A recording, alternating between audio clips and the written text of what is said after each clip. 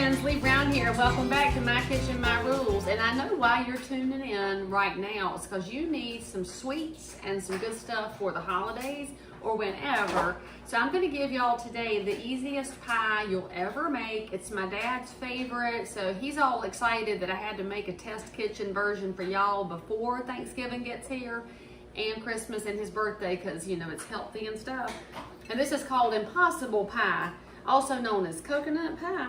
But what we're going to start off with is we'll put your oven to 350. You know, it's an easy one like that. And what you're going to need first of all is a stick of butter. Now we got to melt it. And I'm going to show y'all a secret with what you can do with your butter wrapping, because you might not want to use up all your Crisco and butter, because you know whenever it's time to cook for a bunch of people at your house, you're going to use a lot of butter, you're going to use a lot of sugar, a lot of flour if you're doing it the right way. If you're not using a lot of butter and sugar and flour, you're doing something wrong, friends. So anyway, let's melt that stick of butter. And actually, if y'all didn't know this, you should always cover up your butter when you put it in the microwave, because it'll snap, crackle, and pop, make a big flare mess out of your microwave. So let's melt that. So here's your secret. So you're going to need 2 9-inch pie plates for this. These are just the basic Pyrex ones from the grocery store. They're not fancy, because I like the clear ones for this recipe. Your butter wrapper that your butter was in has residue butter in it that you can use, because you don't need a whole lot of grease in your plates for this one, but a wee tiny bit around the edge will keep it from just soaking in. So take your wrapper to grease your plates. Now those of y'all that need more in your life, you can get a fresh stick of butter out, you can get some Crisco, you can get some of the spray can. I don't care, I mean, your kitchen, your ways. I'm just showing y'all a way to use a little bit of butter in the paper for these 2 pans. And so Shazam, those are ready to go. Let's set them over here. Let's see if our stick of butter melted. Dun, dun, dun. Not quite. Nope, we're gonna keep going. Well, while that's doing its thing, you're gonna need 4 eggs. And so let's get 4 eggs into our pan here. Of course, mine came from the local chiropractor, which is why they're apparently sealed up with painter's tape. I did not notice that prior. So that's when you know you have good eggs, friends, when the container is closed up with painter's tape. Because you know eggs can jump out and leave, you never know. And because this is not an exact pie, that's why you can use the homemade eggs. They don't have to be perfect like the grocery store ones. So we need 4 of these. And we'll get them in the bowl. Come on. Man, these got some good shells on them. I don't know what Dr. Ted is feeding his. Duck eggs.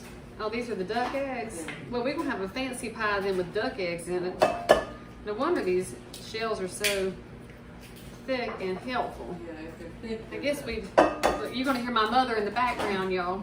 But she don't cook, so don't be thinking you're going to get a guest episode with my mother, because she has spent a lifetime cultivating a life of not being a cook, which I frankly think was on purpose. She did not want to be known as a cook so that Daddy would have to cook supper every night. She's sneaky like that. She might be nice and cute and stuff, but she's sneaky. Watch out for the mothers that look all innocent. Right, Daddy? That's right. Right, see, he's smart enough to just say that's right way out of the room. Okay, so, but you notice he'll have to be nice because I'm making his favorite pie. He's pretty good like that. All right, so we got a stick of melted butter here. And then, of course, we've got our 4 eggs. Let me get my whisk, because it does better than other things. You could use a fork. I'm gonna go ahead and break my yolks up. One of the reasons we love this pie, y'all, it's so easy. You don't have to be a genius cook. You don't have to make a pie crust. We'll do that in another episode. I'll show y'all how to make a decent pie crust. I don't claim that mine is the best of nothing, but it's pretty decent. All right, so let's get our yolks broken up. Mix in our butter. It's a lot of yellow. It's a lot of it. Oh, but I mean, you just know this is obviously good for your cholesterol, friends. I mean, just obviously. And now we need sugar. Y'all know we're gonna use some Dixie Crystals. Now you should know this about Dixie Crystals. We need, by the way, 1 3/4 cups. They are non-GMO. All right, so been around since 1917. Let me do what I'm doing here without paying attention. That's a cup and a half, and about, yay, half again makes 1 3/4. All right, you see, I can do the math in my head. But yeah, they're not GMO, and sugar really gets a bad rap. You know, I'm gonna poke fun at it for real, but real sugar is way better for you. than a lot of your sugar substitutes, because those will jack your insulin levels. And if you think I'm making that up, look at all the stuff that diet soda does to y'all. That's why I had to use that sparkling water to break my soda addiction. But for real, Dixie Crystals only has 15 calories in a teaspoon. I mean, y'all are burning more than that with some of the stuff that you eat. I'm just saying, so cook at home with your good ingredients. And if you live somewhere besides the South and you need some Dixie Crystals, I would imagine you can get it online. I mean, you can get everything online nowadays. And if you live in the Southeast and you want a coupon, hit me up, right? Because Dixie Crystals loves y'all. So anyway, we got it whisked up. Ain't that pretty? Yes, go till it's smooth. And now we're gonna add our next ingredient, which is self-rising flour. And if y'all are wondering why Leigh is your self-rising flour in its own Ziploc bag and not in the container in the cupboard, because I use all-purpose more than I use self-rising, and so this sits in a different cupboard. See, it's very fancy reasons for things around here. And I only use White Lily. Don't try to argue with me about your brand, because you're wrong. Okay, so now we need a half a cup of self-rising flour. Let's mix that in here. Boom, boom. You don't have to sift for this pie. See, it's so ridiculously easy. I love how flour looks when it breaks up into your wet ingredients. I'm kind of mesmerized by myself here. So anyway, we're going to add in the flour, and then we're going to add in a little bit of vanilla, not much, maybe a half a teaspoon. More if you need more, but this recipe actually, you do not want the vanilla to overcome the coconut. So let's get our organic Madagascar extract here. It was probably what was on sale, because y'all know how I feel about organic things. Waste of money unless it's on sale. So there we go. Let's mix that in. And then we're going to add in the coconut. So make sure that when you buy coconut, you get the, what's that over coconut? Oh, it's sitting here in the sink. You buy the sweetened. They make sweetened and unsweetened coconut flakes at the grocery store, but you want the sweetened one because, frankly, it's the holidays, friends. Don't be trying to make some pie that is trying to cut calories, because your friends and family will stop coming over, which I guess if you're trying to run off your friends and family, then totally use really boring food with no sugar in it, and then more power to you. So we need 2 cups of coconut-ish. There's a half, and there's a half, and there's a half.